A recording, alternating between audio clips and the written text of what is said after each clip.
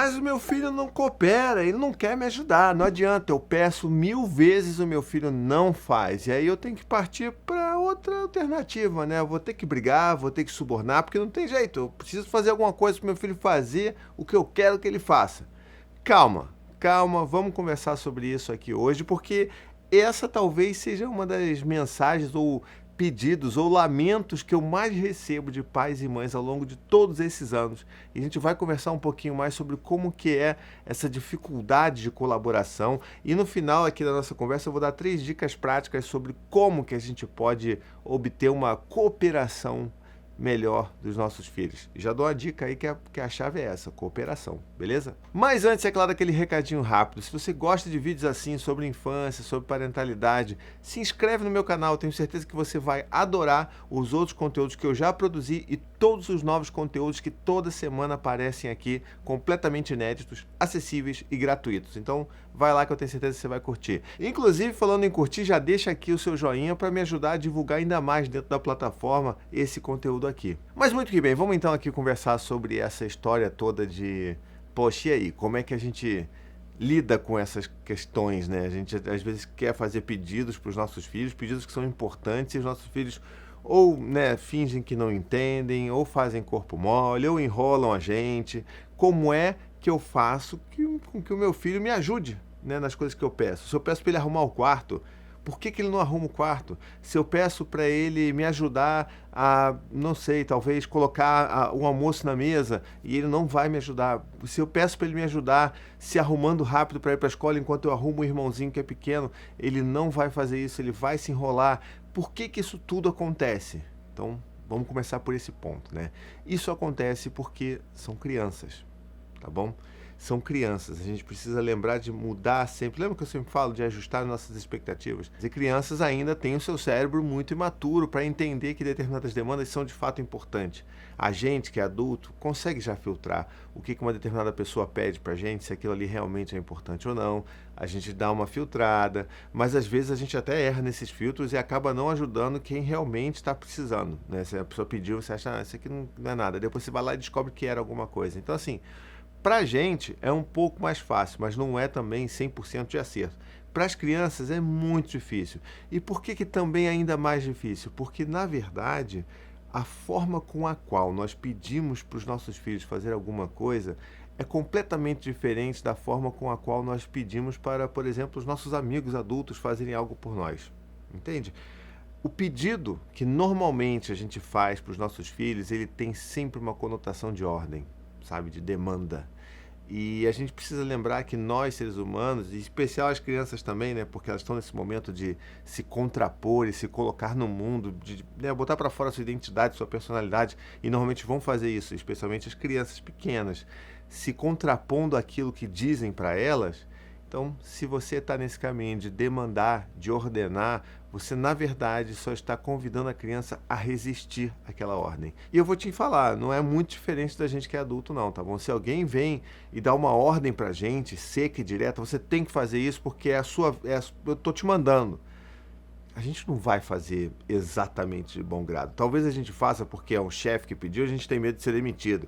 Talvez a gente vá aceitar e fazer aquilo porque a gente não quer ter o trabalho de brigar e argumentar com essa pessoa que deu essa ordem. Mas, definitivamente, a gente não vai fazer isso de bom coração, né, de bom grado. Então, assim, não vamos fazer isso. Então, a gente precisa lembrar que nossos filhos não são pequenos serviçais, eles são pequenos seres humanos e eles precisam de diálogo. Eles precisam ser convidados a cooperar, não ordenados. Porque se eles são ordenados, eles, na verdade, são convidados a resistir.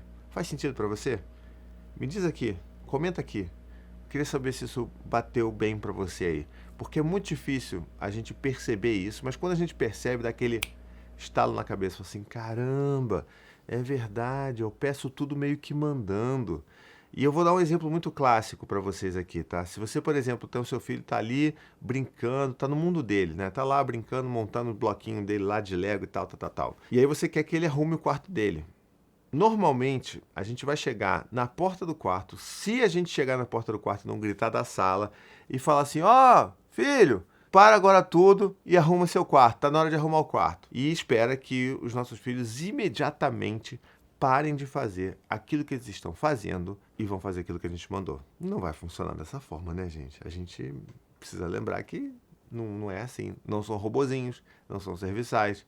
E eu gostaria muito de pensar que os nossos filhos não têm tanto medo da gente que fariam isso imediatamente mesmo não querendo, né? Porque aí já é uma outra relação de autoritarismo, violência e abuso de poder que a gente não quer manter com os nossos filhos. Então, assim, não vai realmente rolar dessa forma. Então, a gente precisa mudar como nós nos comunicamos. Existe todo um diálogo, uma vertente falando sobre comunicação não violenta. Existe muito material, né, por aí na internet, em vídeos e tal, falando sobre isso. Se você quiser que eu fale sobre o que é importante para mim na visão da comunicação não violenta e como que isso é importante na relação entre pais e filhos, e principalmente parceiros e parceiras que têm filhos, comenta aqui e diz que você está muito afim de ver um conteúdo desses, tá bom? Que pode ser que eu me organize para fazer uma coisa sobre isso aí, porque eu acho que é importante a gente repensar como um todo a forma como a gente conversa com os nossos filhos e os nossos parceiros quando temos filhos também no meio do jogo, tá bom?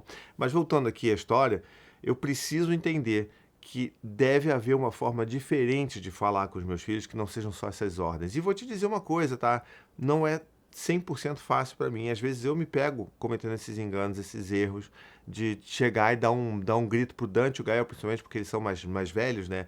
Quando a criança cresce, a gente acha que já dá para fazer tudo com elas e, na verdade, elas continuam sendo crianças, né? O Dante e o Gael continuam sendo crianças. São grandes, são mais velhos, mas continuam sendo crianças, continuam tendo imaturidade de desenvolvimento cerebral. Mas, às vezes, para mim é difícil me lembrar disso e não só dar uma ordem e esperar que eles parem imediatamente fazer o que eles estão fazendo para fazer aquilo que eu pedi. É difícil para mim porque, enfim, são 4 filhos, a rotina é muito intensa aqui, às vezes eu tô com, sabe, aquela coisa, o senso de urgência é muito diferente pro adulto e pra criança. E isso é um outro fator que a gente tem que levar em consideração. Então, às vezes, por exemplo, eu tô com a fralda da Cora que explodiu em cocô e eu só preciso que o Dante corra e pegue, sabe, uma fralda pra mim, porque eu tô segurando ela de ela sair correndo e sujando a casa de cocô inteira, entendeu? Então, às vezes eu vou pedir, quero que ele venha na hora, porque é urgente. E eu não vou pedir da forma mais adequada possível. E eu não vou sinalizar a ele que aquilo é uma urgência, né? Às vezes eu vou falar assim, filho, pega uma fralda agora, vem aqui correndo agora, é agora, eu pedi agora, por que você não veio agora? E aí a gente já criou uma confusão e o clima tá terrível. Então, uma das coisas, por exemplo, que eu já vou dar aqui de dica pra você, acho que a primeira dica que eu vou dar aqui prática pra você é você sinalizar exatamente que tipo de pedido você tá dando. Seja claro nas suas palavras, né? Então, assim, vamos ser assertivos com os nossos filhos. Se nesse caso daí é uma urgência, eu preciso sinalizar essa urgência. Então, quando isso está acontecendo, eu tô já falando assim, Dante, tem cocô por todo lado aqui, eu preciso agora de uma fralda nova, senão vai sujar tudo. Ele já entendeu que aquilo é um alerta marrom, e vai sair correndo, vai pegar e vai fazer. Não é só porque eu mandei, entende? Então, assim, filho, olha só, a gente precisa se arrumar muito rápido porque a gente tá super atrasado. Vamos lá, vamos correr, o papai, você, vamos lá, a mamãe também vai correr. Então a gente precisa dar o senso de urgência muito bem marcado e às vezes com um certo tom de brincadeira, trazer ali a ludicidade, porque é importante para não ficar um negócio tão pesado, tão tenso. A gente não pode ficar tensionando sempre a criança, né? Porque isso não dá certo. Mas a gente às vezes precisa dar esse senso de urgência. Filho, vamos lá, porque senão a gente vai perder o cinema, cara. Vamos correr, vamos se arrumar, porque senão não vai dar certo. Então, a gente dá aquele senso de urgência para ele entender que aquilo ali é importante, né, é o sinal, mas não vamos também abusar disso, tá? Essa é a primeira dica. A segunda dica prática que a gente tem aqui é repensar o pedido, né? Vamos repensar a forma como a gente faz esse pedido, se isso é realmente algo que precisa ser feito dessa forma e principalmente se estamos sendo respeitosos com os nossos filhos quando nós fazemos esses pedidos. Vamos pegar aquele exemplo lá do início que eu falei de gritar da sala, mandando as crianças arrumarem o quarto. Manda seu filho arrumar. Vai arrumar o quarto agora. Por que você não arrumou ainda? Por que você está parado? Por que você está enrolando? Vamos pegar esse exemplo então. O que eu posso fazer de diferente repensando o pedido? Eu posso, ao invés de gritar da sala, eu posso me levantar. Já dá mais trabalho, né, se levantar, eu sei. Eu nunca disse que era mais fácil, mas esse é um caminho que a gente sabe que ele é mais eficaz, né? Então, levanta da sala, vai até o quarto, inicia uma conversa, inicia uma aproximação com seu filho, sabe? Então, assim, demonstre que você está interessado em ver o que ele está fazendo, que você não se importa, porque essa é a mensagem subliminar que você dá quando você dá uma ordem, né? Ou seja, eu não me importo, para mim tanto faz o que você está fazendo, não interessa, não é importante, você tem que fazer o que eu quero agora, porque o resto não importa, porque o seu tempo não importa, porque a sua vida não importa, o que importa é o que eu quero agora, entende? Porque o meu tempo é mais importante que o seu. São essas as mensagens subliminares que a gente passa para a criança quando a gente age dessa forma. Então, repensar envolve mudar a abordagem. Então, eu posso chegar no quarto do meu filho e falar: filho, o que você está fazendo aí? Ah, não, estou montando aqui esse Lego, tá. Ah, filho, poxa, que legal. Caramba, essa torre está bem alta, né, tal, não sei o quê. Olha, tá ficando tarde, tá? Eu sei que você está fazendo um trabalho incrível aí. Vamos fazer o seguinte: termina essa torre e assim que você terminar, eu preciso muito que você comece a arrumar o seu quarto, porque está ficando de noite e daqui a pouco você já vai dormir. Então vamos fazer isso então? Você termina essa torre, dou mais uns 5 minutinhos, pode ser? E aí eu volto aqui e aí eu te lembro para você começar a arrumar o seu quarto. Combinado, filho? E aí a criança vai falar: combinado. A probabilidade dessa criança topar essa ideia é muito maior do que se eu tivesse só gritado da sala, entende? Então eu estou ali demonstrando que eu respeito o tempo dele, que eu respeito o que ele está fazendo, que aquilo que ele está fazendo é importante também para mim e que a gente vai, de alguma forma, dar um encerramento para ele poder fazer aquilo que eu estou pedindo. Mais ainda, eu estou falando para ele que eu farei lembretes amigáveis sobre o tempo, porque o tempo para criança é muito difícil de mapear. Então, daqui a 5 minutos eu volto aqui para te lembrar e a gente faz isso, porque a criança esquece mesmo, a criança entra no mundo ali do brincadeira, no brincar e vai esquecer, vai mergulhar naquilo de novo, vai esquecer o que é o tempo, né? Então, a gente vai lá e lembra gentilmente. A gente não fica na sala esperando dar os 5 minutos para falar: tá vendo? Ó, aí, ó, eu sabia, ele não ia arrumar, vou lá agora e passo um sermão nele ali, dou-lhe um esporro, porque aí sim ele vai ver quem é que manda aqui. Não. Então você já começou errado porque não era essa a intenção inicial. Você já queria só preparar uma armadilha para você depois dar esporro no seu filho. Não é esse o caminho. Então vamos lembrar que tudo isso muda muito a forma com a qual os nossos filhos vão começar a colaborar conosco, porque nós estamos dando sinais para eles de que a gente se importa, que eles são importantes, né? E estão ali vindo com a gente, tá bom? E a terceira dica prática que eu queria dar para vocês aqui, que costuma funcionar muito bem, é convidar a criança para resolver o problema. Ou seja, quando a gente traz a criança para dentro do nosso centro de solução de problemas da família, as coisas costumam dar muito certo. Tá? Ou seja, não sou eu dizendo que o meu filho errou, apontando o dedo para ele, falando o que ele deveria fazer, quando deveria fazer e de que jeito ele deveria fazer. Eu estou falando: filho, tem alguma coisa errada aqui, vem comigo, vamos pensar junto, o que a gente pode fazer para resolver isso daqui? O que você acha? E ele vai dar as dicas dele, eu vou dar as minhas, ele vai dar as opiniões dele, eu vou dar as minhas. Em algum momento a gente faz uma mistureba de tudo e aí ele vai estar muito mais propenso a colaborar com essa solução que ele foi participado do que necessariamente uma ordem que eu dei para ele. Entende a diferença?